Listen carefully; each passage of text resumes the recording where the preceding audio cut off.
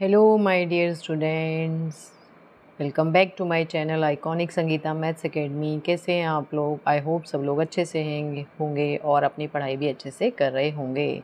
तो चलिए स्टार्ट करते हैं मैथमेटिक का विद एक्टिविटीज़। जो वर्कबुक हमने स्टार्ट की थी, इसके हम कितने कुछ पेजेस कर चुके थे। जैसे फिश टेल चैप्टर हमने कंप्लीट कर लिया है। इसका हमने लार्ज नंबर्स वाला पेज नंबर 1 कर लिया है, पेज नंबर 2 कर लिया है, पेज नंबर 3 कर लिया है, पेज नंबर 4 भी हो गया है, 5 भी हो गया है। ठीक है, 6, 7, 8, 9, 10 सब पेजेस हमारे इसके हो चुके हैं। ठीक है, तो आज हम क्या स्टार्ट करेंगे? आज हम स्टार्ट करेंगे second chapter shapes and angles. अगर आप लोगों ने वो चैप्टर के वीडियोस नहीं देखे हैं तो प्लीज़ आप जाकर क्लास 5 की वर्कशीट एक प्लेलिस्ट है, उसमें जाकर मेरे चैनल पर उसको आप देख सकते हैं। ठीक है, और अगर आप लोग मेरे चैनल पर नए हैं, आप लोगों ने अभी तक मेरे चैनल को सब्सक्राइब नहीं किया है, तो प्लीज़ प्लीज़ प्लीज़ मेरे चैनल को सब्सक्राइब भी ज़रूर करिए और अपने फ्रेंड्स के साथ भी उसको शेयर करिए। तो चलिए विदाउट एनी डिले स्टार्ट करते हैं चैप्टर शेप्स एंड एंगल्स। क्या? Shapes and angles. तो पहले हम किसके क्वेश्चन करेंगे? शेप्स के। किसके करेंगे? शेप्स के क्वेश्चन करेंगे। तो देखिए यहाँ पर हमें क्या क्वेश्चन दिया है। इसमें सबसे पहले draw 2 different polygons with given number of equal sides, you can use match stick. आप ये पॉलीगन्स बनाने के लिए मैच स्टिक भी यूज़ कर सकते हैं। Also mark the smallest angle by red and the biggest angle by green. तो इसमें आपको जो स्मॉलेस्ट एंगल है उसको रेड से मार्क करके दिखाना है और जो बिगेस्ट एंगल है उसको ग्रीन से मार्क करके भी दिखाना है। ठीक है, तो चलिए स्टार्ट करते हैं। तो चलिए स्टार्ट करते हैं और देखते हैं कि पहला क्वेश्चन क्या है। तो पहला क्वेश्चन देखिए क्या है, इसमें है नंबर ऑफ़ साइड्स। मतलब आपको क्या करना है, 2 डिफरेंट पॉलीगन्स बनाने हैं जिसमें नंबर ऑफ़ साइड्स तो 6 ही रहेंगी, बट वो 2 अलग अलग तरह की शेप्स होनी चाहिए। ठीक है, इन्होंने बोला कि आप मैच स्टिक भी यूज़ कर सकते हैं। तो देखिए मैं आपको मैच स्टिक यूज़ करके भी दिखा देती हूँ। देखिए फर्स्ट तो आप इसमें इस तरह से एक हेक्सागन बना सकते हैं। किस तरह से? ऐसे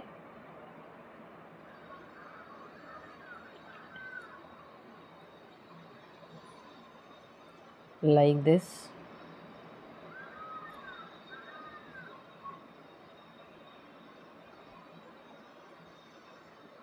जस्ट अ मिनट, इसको हम इधर बना के दिखाती हूँ मैं आपको। वहाँ पर लेफ़्ट पेज है इसलिए वो गिर रहा है। ठीक है,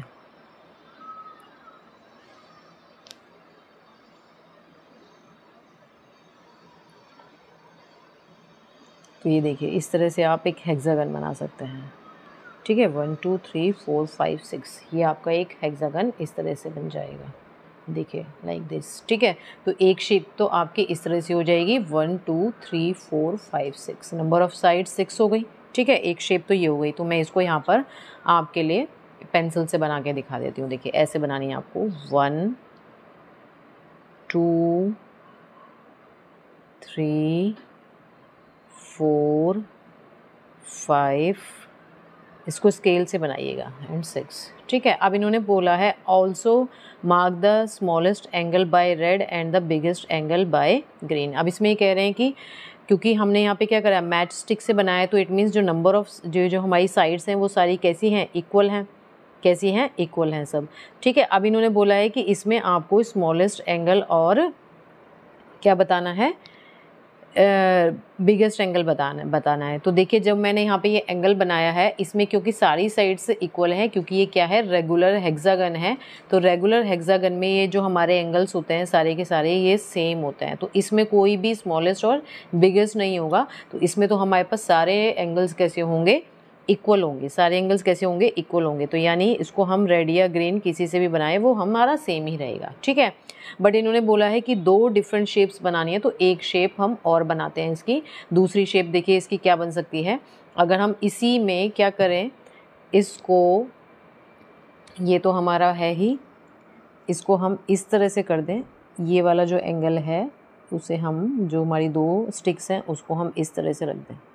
ये देखिए, तो एक शेप हमारी ये बन जाएगी। एक पॉलीगन ही तो है ये भी, क्योंकि सारी की सारी स्ट्रेट लाइन से बना है ना। तो ये भी एक आपका क्या बन गया, पॉलीगन बन गया फ्रॉम 6 साइड से। ठीक है, अब देखिए यहाँ पर आपको स्मॉलेस्ट और क्या मिल जाएगा, बिगेस्ट एंगल मिल जाएगा। क्या मिल जाएगा, बिगेस्ट। कौन सा होगा बिगेस्ट, ये वाला एंगल देखिए सबसे बिगेस्ट होगा, ठीक है। ये एंगल क्या होगा, सबसे बड़ा होगा। और सबसे छोटा एंगल क्या होगा इसमें, ये वाला एंगल इसमें सबसे छोटा होगा, ठीक है। क्योंकि देखिए आपने अपनी बुक्स में पढ़ा होगा कि इसमें क्या होता है, इस तरह से मुंह जब छोटा खुलता है तो एंगल छोटा बनता है, जब थोड़ा सा और बड़ा खुलता है तो बड़ा बनता है, जब थोड़ा और बड़ा खुलता है तो थोड़ा और बड़ा हो जाता है।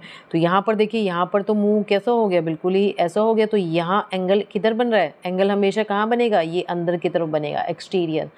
यहाँ बाहर भी होता है वो, उसको हम ये इंटीरियर एंगल होगा, ये एक्सटीरियर एंगल होगा। तो इंटीरियर हमेशा कहाँ होगा, यहाँ पे अंदर होगा, और ये हमारा बाहर होगा। तो बाहर से मतलब नहीं है, हमें शेप के अंदर का पूछा है, ठीक है। तो ये वाला एंगल सबसे बड़ा होगा और ये वाला एंगल सबसे छोटा होगा। तो इसको अगर हम इधर बनाते हैं तो ये किस तरह की शेप बनेगी आपकी, इस तरह से बनेगी।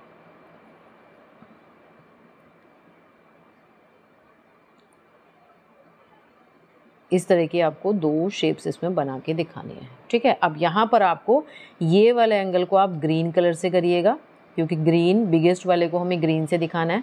और ये वाला एंगल आप मार्क करिएगा किससे, रेड कलर से, ठीक है। तो इस तरह से करना है इसको। अब इसी में यहाँ पे तो नंबर ऑफ साइड्स किसके लिए था, 6 के लिए।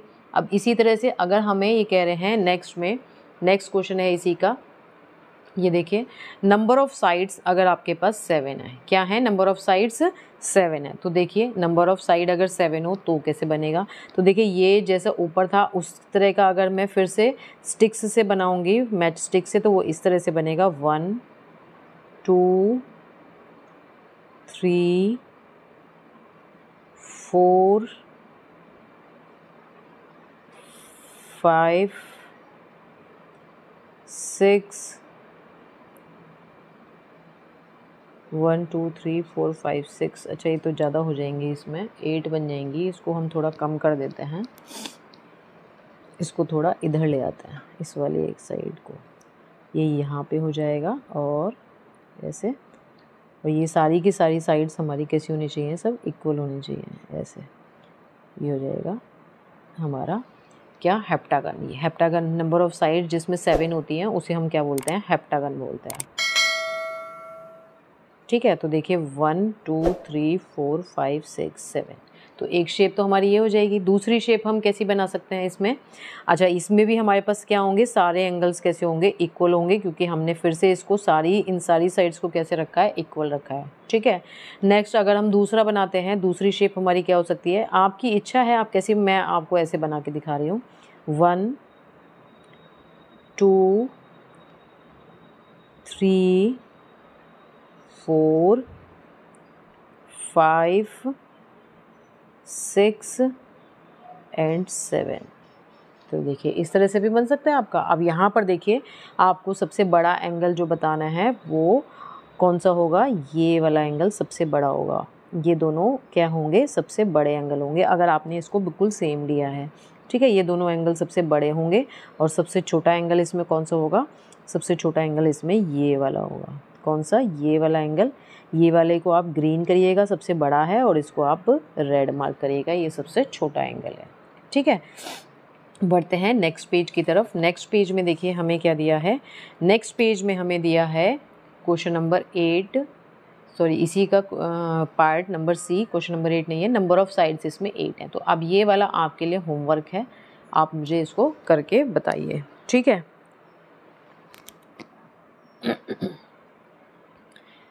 नेक्स्ट बढ़ते हैं आगे कंसेप्ट ऑफ एंगल्स की तरफ। यहाँ पे हमने क्या पढ़ा, शेप्स के बारे में पढ़ा, यहाँ पर हम पढ़ेंगे कंसेप्ट ऑफ एंगल्स के बारे में। तो कंसेप्ट ऑफ एंगल्स में हमारे पास क्या होता है, देखिए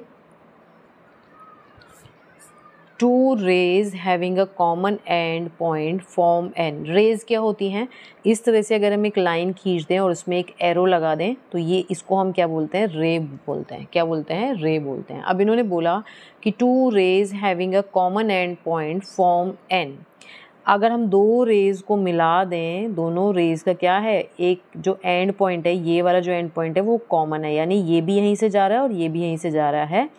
तो इसका ये जो कॉमन पॉइंट होता है इसको ये क्या कहते हैं, इसमें कह रहे हैं उसको हम क्या कहते हैं, तो उसको हम बोलते हैं एंगल। ये वाला जो हमारा होता है इसे हम बोलते हैं एंगल। तो यहाँ पे आ जाएगा एन एंगल, ठीक है। नेक्स्ट कह रहे हैं two rays forming an angle are called ये जो दो रेज बना रही हैं फॉर्मिंग एन एंगल, ये जो एंगल बना रही हैं, इन दो रेज को हम क्या बोलते हैं? टू रेज, यानी ये जो दो रेज हैं इनका कुछ नाम भी होता है। फॉर्मिंग एन एंगल, ये जो एंगल यहाँ बना रही है इसको हम क्या बोलते हैं? आर्म्स। क्या बोलते हैं?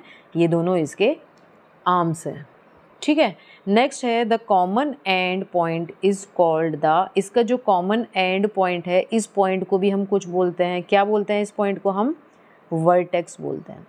क्या बोलते हैं? वर्टेक्स। ये जो कॉमन एंड पॉइंट है ये वर्टेक्स कहलाता है। एंगल्स आर मेजर्ड इन, ये जो एंगल है ये कह रहे हैं इन एंगल्स को हम, यानी इसकी यूनिट क्या होती है एंगल्स की? जैसे अगर आप डिस्टेंस मेज़र करते हैं तो वो किलोमीटर मीटर में होती है, अगर आप वेट मेज़र करते हैं तो वो केजी और ग्राम में होती है ना। तो इसी तरह से पूछ रहे हैं कि अगर आप एंगल्स को मेज़र करते हैं तो वो किस में होती हैं? तो वो होती हैं डिग्रीज़ में। किस में होती हैं? डिग्रीज़ में होती हैं। तो आप यहाँ पे लिख देंगे मेजर्ड इन डिग्रीज। जैसे आपको कह रहे हैं कि 70 डिग्री है तो 70 के आगे हम ऊपर ऐसे छोटा सा लगाते हैं तो इसे हम बोलते हैं डिग्रीज, ठीक है। Angles are measured with the help of, किसकी हेल्प से हम एंगल्स को मेज़र करते हैं? मान लीजिए ये एंगल आपको मेज़र करना है तो आप क्या करते हैं? प्रोटेक्टर लेते हैं एक, और प्रोटेक्टर की हेल्प से उसको हम मेज़र करते हैं। जस्ट अ मिनट, मैं आपको दिखा देती हूँ। तो देखिए ये होता है प्रोटेक्टर, जिसकी हेल्प से आप क्या करते हैं? एंगल्स को मेज़र कर सकते हैं। जैसे देखिए यहाँ पे अगर इस एंगल को आपने मेज़र करना है तो आप क्या करेंगे? इस लाइन पर इसको रख देंगे इस तरह से, और हमें ये पता चल जाएगा कि ये कितना एंगल बना रहा है, ठीक है। तो इसको हम क्या बोलते हैं? प्रोटेक्टर बोलते हैं, प्रोट्रैक्टर, ठीक है। नेक्स्ट क्या है इसमें? An angle whose measure is more than 0 degree and less than 90 degree. मतलब ये कह रहे हैं कि वो एंगल जिसका मेज़रमेंट अगर हम करते हैं वो एंगल हमारा क्या आ रहा है? 0 से 90 डिग्री के बीच में से, 10 डिग्री, 14 डिग्री, 15 डिग्री या 12 डिग्री या 20, 70, 80, इस तरह का अगर एंगल आ रहा है तो उस एंगल का नाम क्या होता है? तो उस एंगल का नाम होता है एक्यूट एंगल। क्या होता है उस एंगल का नाम? एक्यूट एंगल होता है। नेक्स्ट है an angle whose measure is 90 degree, जिसका मेज़र क्या होता है? एग्जैक्टली 90 डिग्री, यानी ऐसे स्ट्रेट होता है, ठीक है। उसको हम क्या बोलते हैं? यहाँ पे ये पूछ रहे हैं, उसको हम बोलते हैं राइट एंगल। क्या बोलते हैं? Right angle. Next is an angle whose measure is more than 90 degree and less than 180 degree. तो यहाँ पे कह रहे हैं कि मतलब ये जो आपका 90 डिग्री बना है इससे तो बड़ा हो, यानी यहाँ कहीं पर अगर एंगल बन रहा है आपका, सपोज़ इस तरह से अगर एंगल बन रहा है, ठीक है, या ऐसा एंगल अगर आपका बन रहा है ये वाला या ये वाला, ठीक है, इस तरह का अगर एंगल बन रहा है तो उसे हम क्या बोलते हैं? उसको हम बोलते हैं ऑब्ट्यूज एंगल। क्या बोलते हैं? ऑब्ट्यूज एंगल बोलते हैं। Next is an angle whose measure is 180 degree, means straight line अगर बन रही है, ये एंगल हमारा क्या होता है? ये 180 होता है। इस यानी एक पूरा का पूरी ये जो स्ट्रेट लाइन जा रही है यहाँ पर जो एंगल बनता है इसे 180 बोलते हैं। अब क्योंकि ये स्ट्रेट लाइन जा रही है, स्ट्रेट लाइन पर बना हुआ एंगल है, तो इसलिए इस एंगल का नाम भी क्या है? स्ट्रेट एंगल है। क्या है इसका एंगल का नाम? Straight angle. नेक्स्ट और लास्ट है इसमें, two dash angles make a straight angle. ये कह रहे हैं कि दो कौन से एंगल्स को अगर हम मिलाएं तो स्ट्रेट एंगल बनेगा। तो देखिए एक स्ट्रेट लाइन होने के लिए अगर मैं एक ये वाला 90 एंगल और एक ये वाला 90 एंगल मिला दूं, ये 90 है और ये भी 90 है, दो 90 एंगल को मिलाए तो एक स्ट्रेट एंगल बन रहा है ना। तो यहाँ पे हो जाएगा two right angles make a straight angle, ठीक है। तो इस तरह से हमें इसको वर्कशीट को करना था। पेज नंबर 12 और 13 के सॉल्यूशन आज मैंने करे हैं, 12 और 13 के सॉल्यूशन कर दिए आज मैंने, ठीक है। अगर आप लोगों को इसमें कुछ भी डाउट है तो आप मुझे इंस्टाग्राम पर फॉलो करके भी पूछ सकते हैं कि ये मुझे डाउट है, तो मैं उस पर एक अलग सी वीडियो बना दूंगी, या फिर आपको कमेंट, या फिर आपको वहीं पर उसका रिप्लाई करके भी आपकी क्वेरी का सॉल्यूशन मैं दे सकती हूँ, ठीक है। तो चलिए मिलते हैं नेक्स्ट वीडियो में नेक्स्ट पेज के साथ, तब तक के लिए बाय।